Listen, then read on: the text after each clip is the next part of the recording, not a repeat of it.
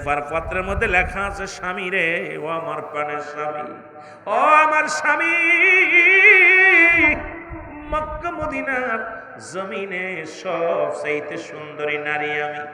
আপনার সঙ্গে বিবাহ হলো, জীবনে আপনিও আমারে দেখেন নাই, আমিও আপনারে দেখি নাই। ও আমার স্বামী, একটা বার শুধু প্রাণ ভরে দেখতে চাই আমি আপনাকে, কারণ রাহমাতুল লিল আলামিন আমার নবী যুদ্ধের ময়দানে আপনার নামে 1 নম্বর সেনাপতি ঘোষণা করেছে। আমার স্বামী, আমার বুঝতে বাকি নাই, আমি আপনারে আর কাছে পাবো না, আমি আপনারে আর দুনিয়ার জিন্দেগিতে পাবো না। আমার স্বামী রে, অনুনয় বিনয় করে বলি, একটা বার আমি আপনাকে প্রাণ ভরে দেখতে চাই, আয় আয় ঘরে ফিরে আয়। চিঠিখানা হাতের মধ্যে পায়া হুযায়ফা লেখা, বিবি রে, ও আমার সুন্দরী বিবি, শুনে রাখো গো, এই পৃথিবীর ধন সম্পদ আমারে ফিরাইতে পারবে না, রূপগুণে ফিরাইতে পারবে না। আমি আমার নবীর প্রেমে পাগল রে বিবি, যতক্ষণ পর্যন্ত আমি তোমার কাছে সময় দিব, এতটুকু সময় যদি আমি আমার মায়া নবীকে প্রাণ ভরে দেখতে পাই, আমার কলিজাটা ঠান্ডা হয়ে যাবে রে বিবি। পৃথিবীর সব চাইতে মূল্যবান দামি জিনিস হলো আমার নবীর কদম মোবারক। জোরে জোরে চিল্লা বলা যাবে না মারহাবা। চিঠিখানা নিয়ে বিবির কাছে দেয়া হলো গো, তিনটা চিঠি আসলো। পরের চিঠির মধ্যে লেখা আছে, ও আমার স্বামী, আপনাকে কোনো বিনোদন করব না, আপনাকে দূর থেকে দেখবো রে আমার স্বামী, আপনাকে আমি কাছে আলিঙ্গন করব না, শুধু দূর থেকে একটা নজর আপনাকে প্রাণ ভরে দেখবো। আমার স্বামী, জীবনে কোনোদিন আমি কোনো পুরুষের দেখি নাই, জীবনে আমি জীবনের প্রথম পুরুষ আপনি গো। ও আমার স্বামী, কাল কিয়ামতের ময়দানে আমি যেন আপনার ওই চেহারা মোবারক ধরে রাখতে পারি, কারণ ওই কিয়ামতের ময়দানে যেন আপনাকে আমি দাবি নিয়ে উঠতে পারি রে আমার স্বামী। একটু আপনাকে দেখতে চাই, প্রাণ ভরে দেখতে চাই, আমি দূর থেকে আপনাকে দেখব। চিঠির মধ্যে লিখে দিলেন, ও আমার বিবি, তুমি আমাকে এভাবে ডেকো না, কারণ তোমার ডাকের মোহে পড়ে আমার রাসূলুল্লাহর ভালোবাসা ভুলে যাব। যুবক, নবীর ভালোবাসা আমি ভুলে যাব রে। ও আমার বিবি, বিবি রে, তুমি বেঁচে থাকো, দেখা হবে আসরের ময়দানে রে বিবি, আমাকে আর তুমি পিছনে ডেকো না, আমি যাব যুদ্ধের ময়দানে, চলে যাও। আবার চিঠিখানা আপনি লিখে দিলেন, আবার চিঠিখানা লিখে দিলেন, 3খানা চিঠি আসলেন বলতেছিলাম। পরের চিঠির মধ্যে লিখে দিচ্ছে, আমার বিবি, স্বামী লিখছেন, আমার স্বামী, খোদার কসম করে বলি, আমি আপনার সময় নষ্ট করব না, শুধু আপনার পায়ের মধ্যে একটা চুমা দিব, আপনাকে একটু চেহারা মোবারক দেখব রে আমার স্বামী, যেন আপনার এই স্মৃতিটা আমি মনে রাখতে পারি। স্বামীর আয় আয়, একটা নজর তোমারে আমি প্রাণ ভরে দেখবো, একবার আপনার কদম বসি করবো, একবার আপনার সঙ্গে দেখবো রে আমার স্বামী। চিঠিখানা উত্তর দিলেন, না না, সম্ভব নয়। এবার চিঠিখানা উত্তর দিয়া বিবির কথা মনে করে হুযায়ফার চোখে পানি, চিন্তা করা, হারে একটা মেয়ের জীবন নষ্ট করলাম। মেয়েটা আমি যদি আগে জানতাম যে সেনাপতির দায়িত্ব আমার পালন করতে হবে, যুদ্ধের ময়দানে যেতে হবে, এই সুন্দরী নারীর সঙ্গে বিবাহবদ্ধ হইতাম না। মনে মনে জল্পনা কল্পনা করতে লাগলেন, আজকে একটা মেয়ে, সে আমাকে এত ভালোবাসে, দেখার জন্য এত পাগল হয়ে গেছে, বেকুল হয়ে গেছে, কিন্তু আমার রাসূলুল্লাহর প্রেম ছাড়া পৃথিবীর আমি কোনো কিছু বুঝি না, আমি কোনো কিছু জানি না, কোনো কিছু শুনতে চাই না। চোখের পানিগুলো এসে গেছে। রাসূলুল্লাহ দূর থেকে ডাকতে বলে, হুযায়ফা, হুযায়ফা রে, আমার হুযায়ফা, দেখলাম 3টা পত্র আসলো, 3টা পত্র তুমি লিখে পাঠাইলা, তোমার মনটা কেন মলিন রে হুযায়ফা? আমার নবী বলা পর হুযায়ফা বলে, ইয়া রাসূলুল্লাহ, ইয়া হাবিবাল্লাহ, গত বিকেলে আমার বিবাহ হয়েছে, এখন এই গত সন্ধ্যায় আমার বিবাহ হয়েছে, আমিও আমার বিবিরে দেখি নাই, বিবিও আমারে দেখে নাই। ইয়া রাসূলুল্লাহ, ইয়া হাবিবাল্লাহ, আমার বিবি একটি নজর আমারে দেখার জন্য চিঠিখানা লিখছে নবী গো। কারণ পৃথিবীর সবচাইতে দামি কদম হলো আপনার কদম মুবারক। পৃথিবীর ছেলে মেয়ে পরিবার পরিজনের চাইতে আমার কাছে সব চাইতে উত্তম জায়গা হলো আমার রাসূলুল্লাহর কদম মুবারক। ঠিক আমার নবী ডাকতে বলে, হুযায়ফা রে,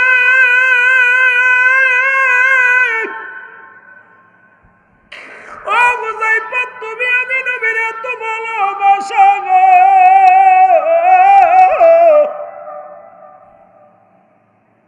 হুযায়ফা রে, তুমি আমি নবীর এত ভালোবাসো, নতুন বিবি তোমারে পিছনে ডাককে ফিরাইতে পারে নাই। গত রাত্রে বিবাহ করেছো, এখনো বিবির মুখ দেখো নাই। আমি নবীর এত ভালোবাসো রে হুযায়ফা। ও হুযায়ফা, আমি তোমাকে কিছু সময়ের জন্য ছুটি দিলাম, যাও তোমার নতুন বিবির সঙ্গে সাক্ষাৎ করে আসো। রাসূলুল্লাহর কাছ থেকে ছুটি পাইয়া হযরত হুযায়ফা রওনা দিলেন। যেহেতু রাসূল বলছে যাও, চলে গেলেন। যা বিবিকে ডাকতে বলে, বিবি রে, ও বিবি, আমি আইছি, তুমি আমাকে প্রাণ ভরে দেখো। বিবি বলে, স্বামীরে খোদার কসম করে বলে, আপনি যেমন নবীরে ভালোবাসেন আমিও ভালোবাসি। এ আমার স্বামী, আমি জানি নির্ঘাত আপনি শাহাদাতের পেয়ালা পান করবেন। আমি জানি এর আগে যতবার নবীজি একের অধিক সাহাবীর নাম ঘোষণা করেছে, তারা ফিরে আসতে পারে নাই। যে যুদ্ধে দুজন সেনাপতি একজন শাহাদাতের পেয়ালা পান করেছে, যে যুদ্ধে একজন সেনাপতি সেই যুদ্ধে বিজয় লাভ করে নবীজি নবীর কদমে ফিরে আসে, সুতরাং আপনার পরে আরো দুজন আছে, তার মানে আপনার পরে আরেকজন শাহাদাতের পেয়ালা পান করবে। এ আমার স্বামী, আপনাকে আমি ভালোবাসা দিব না, আপনাকে শুধু প্রাণ ভরে একটু দেখলাম। পায়ের মধ্যে চুমা দিলেন, দেয়া বলে, স্বামী রে, 2 রাকাত নামাজ আদায় করব শুধু। আপনার কাছে আমার দাবি, আপনি উত্তম রূপ ওযু করে আসেন, 2 রাকাত নফল নামাজ আমি পড়বো আপনার সঙ্গে। দুজন নামাজ আদায় করলেন। নামাজ আদায় করে ডাকতে বলে, স্বামী, ও আমার স্বামী, আজকে আপনি আপনার কাছে আমার করজোরে একটা দাবি, আপনার কাছে আমি কিছু চাবো না। আজকে আমি আমার রব্বে কারিমের কাছে যাব, আমি হাত উঠায় দোয়া করব, শুধু আপনি আমিন শব্দটা ব্যবহার করবেন, আর কিচ্ছু বলা লাগবে না। আমি যখন দোয়া করব আপনি শুধু আমিন শব্দটা বলবেন। জোরে বলেন আল্লাহু আকবার। এ আমার স্বামী, আপনাকে ভালোবাসা দিয়ে ঠেকাবো না, প্রেম দিয়ে ঠেকাবো না, শুধু একটা দাবি, আমি যখন দোয়া করব এই দোয়াটুক পর্যন্ত আমাকে সময় দিবেন, আর এই দোয়ার ভিতরে আপনি আমিন শব্দটা ব্যবহার করবেন। হযরত হুযায়ফা বলে, বিবি রে, আমি রাজি। যখন দোয়া শুরু হয়ে গেল, হযরত হুযায়ফা দোয়া করে আমার সাথে বলে, রব্বানা যালামনা আনফুসানা ওয়া ইল্লাম তাগফির লানা ওয়া তারহামনা লানাকুনান্না মিনাল খাসিরিন। হযরত হুযায়ফা বিবি ডাকতে বলে, রব্বে কারীম,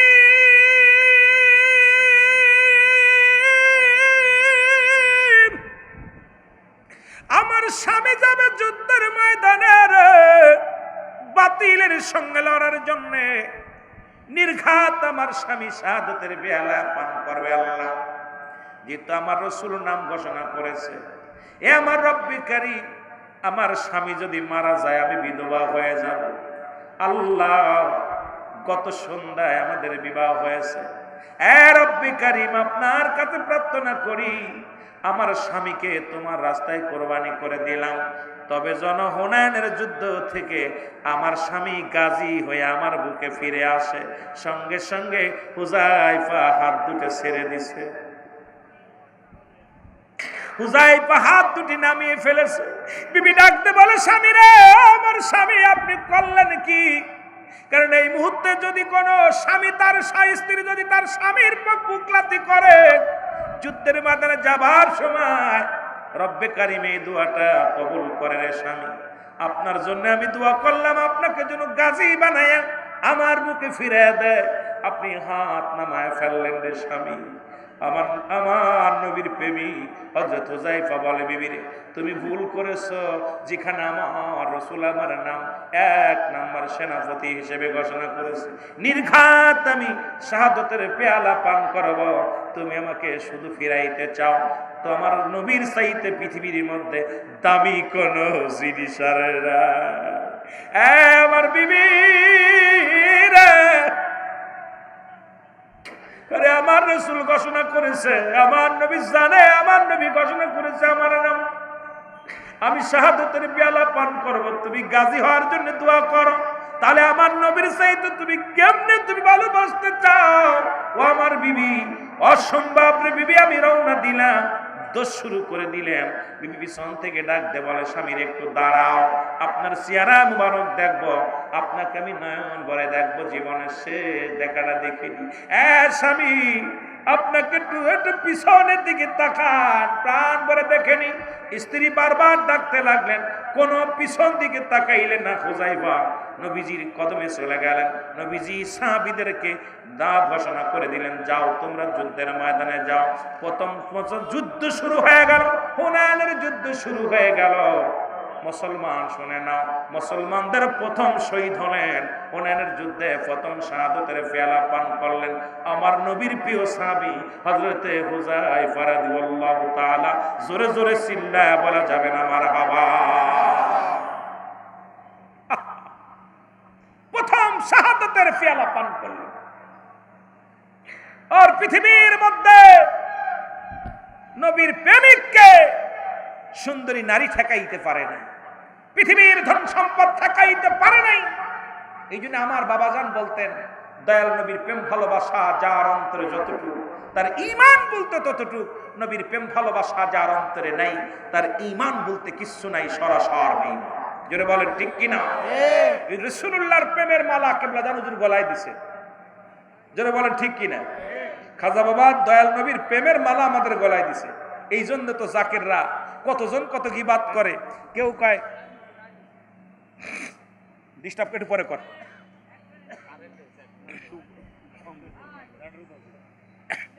আমার বাবারা একটু জিকির করেন, আল্লাহ আল্লাহ।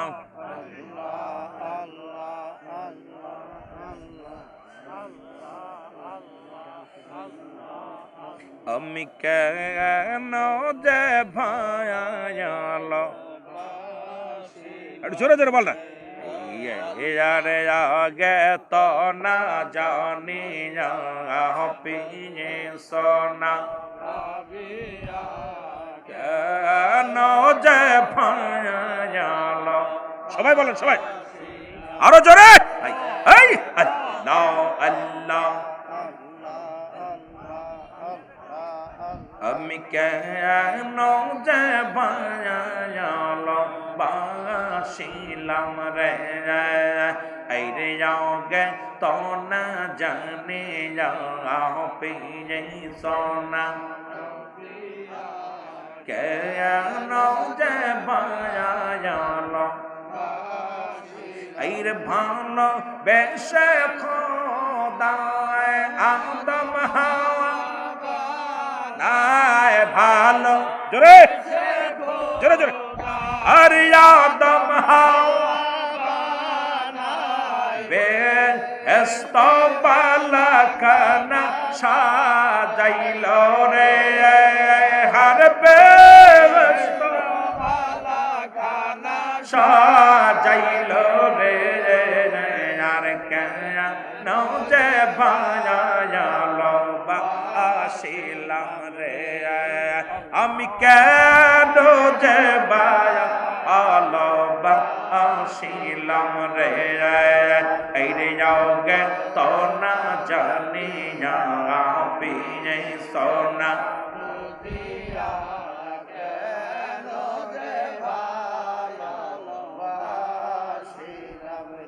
এই রে আদম হাওয়া বেহেশত ছাড়িয়া, আদম হাওয়া আর বেহেশত 300 40 বছর কান্দিল রে, আর 340 বছর কান্দিল রে, আমি কেন যে বাসিলাম রে, আগে তো না জানি না পিনে সোনা বুঝি না, কেন যে ভালোবাসিলাম রে, আমি কেন যে ভালোবাসিলাম রে, আল্লাহ আল্লাহ জোরে জোরে শোন অগপরশি, আমি বিনা দোষে দোষী, শোন আমি বিনা দোষে দোষী, দিনে দিন বলে কছিল রে, আর দিনে দিনে বলে কছিল রে, আমি কেন যে ভালোবাসিলাম রে, কে তো না জানি না পিনে সোনা,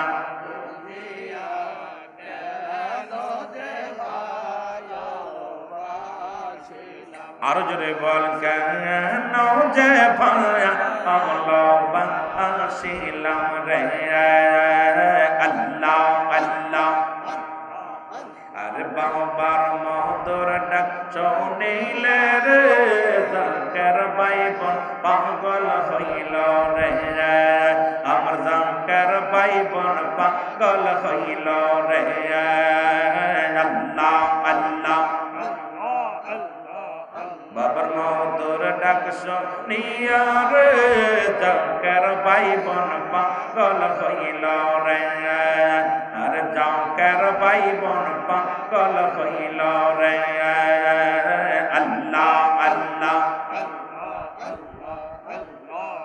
আরে পাগল হওয়া কি সহজ কথা, দয়াল নবীর দয়া ছাড়া রে, আর পাগল হওয়া কি সহজ কথা, দয়াল নবীর দয়া ছাড়া রে, আল্লাহ আল্লাহ আল্লাহ আল্লাহ। বাবার মধুর ডাক শুনিয়া রে, আমরা সবাই পাগল হইলাম রে, আরে আমরা সবাই পাগল হইলাম রে, আল্লাহ আল্লাহ। এ দুনিয়ার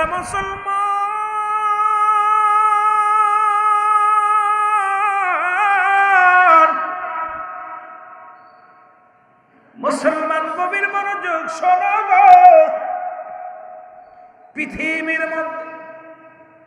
পৃথিবীর মধ্যে দয়াল নবীর প্রেমিক যারা গো, এই দুনিয়ার জানমালের চাইতে আমার নবীরে এত ভালোবেসেছে সাহাবায়ে কেরাম, তাবেঈরা যারা ছিলেন সেখানে রাসূলেরা, পৃথিবীর মধ্যে আল্লাহওয়ালা মানবেরা যারা এই দুনিয়ার মধ্যে আগমন করেছে, সবাই আমার নবীর প্রেমে পাগল ছিল গো আমার বাবারা, আমার বন্ধুরা আমার।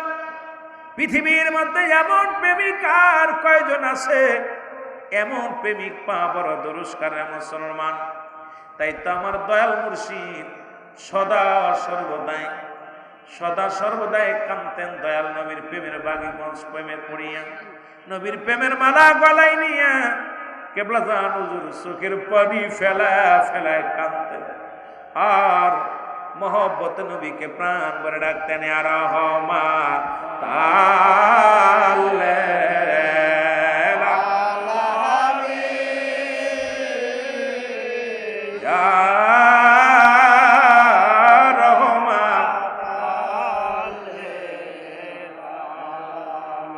আমার ভাইরা বন্ধুরা, আর আগাবো না আলোচনা, অনেক লম্বা আলোচনা, আর আগাবো না, সম্ভব না, কারণ আগামীকাল যশোরে প্রোগ্রাম। আপনারা দূর থেকে এসেছেন, দয়াল নবীর প্রেমের এক খাজাবার একটা জীবনী, আর দয়াল নবী রাসূল পাক সাল্লাল্লাহু আলাইহি ওয়াসাল্লামের প্রেমের একটা কথা বলতেই আমার রাত শেষ, কোনে যাবো আলোচনা করতে। তা আমার বাবারা, আপনাদের কাছে অনুরোধ করব, একটা হলো ঈমান, একটা হলো আমল। মানব জীবনের অমূল্য সম্পদের নাম হলো ঈমান।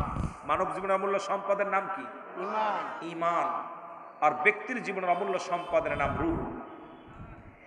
আমার বাবারা কয়েকদিন আগে বক্কার ফোন দিছে, আব্বা চলে গেছে দুনিয়া থেকে। রুহুটা বিদায়ের পরে এই দেহের কোনো মূল্য নাই, বডির কোনো মূল্য নাই। তদ্রূপ মানব জীবনের অমূল্য সম্পদের নাম ঈমান, ব্যক্তির জীবনের অমূল্য সম্পদের নাম হলো রুহু। রুহুবিহীন যেমন বডির মূল্য নাই, ঈমানবিহীন কোনো আমলের মূল্য নাই। ঠিক কি না? ঈমানবিহীন কোনো আমলের মূল্য নাই। একটা হলো ঈমান, একটা হলো আমল। একটা হলো ঈমান, একটা হলো আমল। আমল হলো নামাজ, রোজা, হজ, যাকাত, কুরবানি ইত্যাদি ইত্যাদি, এটার নাম হলো আমল। আর ঈমান হলো নবী মুহাম্মদুর রাসূলুল্লাহ সাল্লাল্লাহু আলাইহি ওয়াসাল্লাম। জোরে বলেন না মারহাবা, আরো জোরে বলেন মারহাবা। সুতরাং মুসিবতের জামানা, কেবলাজান হুজুর বলছে বাবা এমন একটা দিন আসবে, তসবিহ সুতা ছিঁড়ে গেলে যেমন মালা ধরে রাখা যায় না, ঠিক তদ্রূপ মানুষের উপর একটার পর একটা বিপদ আসবে। আপনাদেরকে অনুরোধ করি, হুজুর পাক তরিকা দেওয়ার সময় বলতো, বাবা পারলে সপ্তাহে একবার আসবেন, না পারলে মাসে একবার, না পারলে 2 মাস পরে 3 মাস অন্তর একবার আসবেন, না পারলে 6 মাস পরে একবার আসবেন। যদি তাও না পারেন বছরে একবার মহাপবিত্র বিশ্ব ওরস শরীফ, বাবা ওরস শরীফ কাজা করবেন না। ওরস এরা আশেকদের, আশুক মাসুকের মিলন মেলা। বাবা ওরস শরীফ, আমি আমার পীরের ওরস শরীফ কাজা করি নাই, আমি আমার পীরের ওরস শরীফ করছি। তোমাদের অনুরোধ করছি বাবা আপন পীরের দায়রায় আসবেন। এই জন্য জাকের ভাইরা যারা আছেন, ডান বামে তাকানোর সময় নাই। মহাপবিত্র বিশ্ব ওরস শরীফ 2026 জানুয়ারি মাসের মাঝামাঝিতে হবে। আপনাদেরকে আগাম দাওয়াত দিলাম, জান এবং মাল আপনারা দুটাই নিয়ে আপন পীরের দায়রায় যাবেন। তো রাজি আছেন? যেন রাজি আছেন। অনেকে দরবারে যান নাই, দেখার জন্য অনেক আলেম ওলামা আসছেন, দেখার জন্য অনুরোধ করি। আমি খুলনা বিভাগের আলেম, আপনাদের ভাই। আমি আপনাদের ভাই, দূরের মানুষ না, আমি আপনাদের আত্মীয়, আপনি আপনাদের ভাই। ইনি আমাদের এর পাশে আছে মনির মামা বইয়া, কথা মাওলানা মাহবুব রশিদ সাহেব। বিশেষ করে একেতে আপনাদের আত্মীয়, তারপরে প্রতিবেশী ভাই, সব মিলে আপনাদেরই আমি, বাইরের মানুষ না। কথা বুঝলেননি? বাইরে এখানে আছে শুধু মেহেদি হাসান সিদ্দিকী, ওর বাড়ি বরগুনা। আমাদের আলাউদ্দিন আল আজাদি, ওনার বাড়ি হচ্ছে আপনার সিরাজগঞ্জ, না সিরাজগঞ্জ। আর আমি তো আপনাদের একদম ঘরের মানুষ। আমার যারা আছে, আমাদের মাহবুবুর রহমান গাজী, মাহবুবুর রহমান মাজারি, ইমরান হোসেন মাজারি, সবই তো আপনাদের, আমাদের আকরাম হোসেন জিয়াদি, ওরা সব তো আপনাদের মানুষ। আমাদের রওশন আলী ভাই, এরপরে আমাদের আছে আপনাদের রিজাউল, এরপরে আমাদের আছে, মানে নাম বলতে গেলে অনেকগুলো নাম, এগুলো একটার পর একটা আইব। আমাদের মুফতি আব্দুস সুবহান ভাই, মারাম বলেন না, আর একটা মৌলানা ছিল আমার জনাব হযরত মাওলানা, উনি আইছিল, উনি দেখ পরে নাম দিতে বলছি, কি জানো কি নাম? শওকত হোসেন যুক্তিবাদী, আমার বাবার খুব আদরের মুরিদ উনি। শওকত কই, আমি ওরা বলছি টাইম দিতে। হ্যাঁ, আমার আপনার টাইম দিতে বলছি আমি, আপনি আপনার কণ্ঠ মেলাদিন শুনি না। খুব হাসি খুশি মানুষ, খুব মহব্বতের মানুষ, একদম মানুষে হাসাইতে পারে, আনন্দ দিতে পারে। শওকত হোসেন যুক্তিবাদী ভাই অনেক ভালো মনের মানুষ এবং আলোচনা করে। এইগুলো মানুষ, অনেক আলেম ওলামার নাম, এরা তো সব আপনাদের এখানের মানুষ, আমি আপনাদেরই মানুষ। এই জন্য আর আগাবো না, যে সময় হয়, সময় হলে আপনাদের কাছে আবার আসবো। তবে একটা মেসেজ দিয়ে যাই, মেসেজটা দিয়ে কিয়াম করব, মেসেজটা দিয়ে কিয়াম করব। সেই মেসেজটা হলো, আমার বিশ্ব জাকের মঞ্জিল কর্তৃক একটা মাদ্রাসা, মা আমেনা সিদ্দিকিয়া মডেল মাদ্রাসা, মা আমেনা সিদ্দিকিয়া মডেল মাদ্রাসা আমি নিজে করেছি।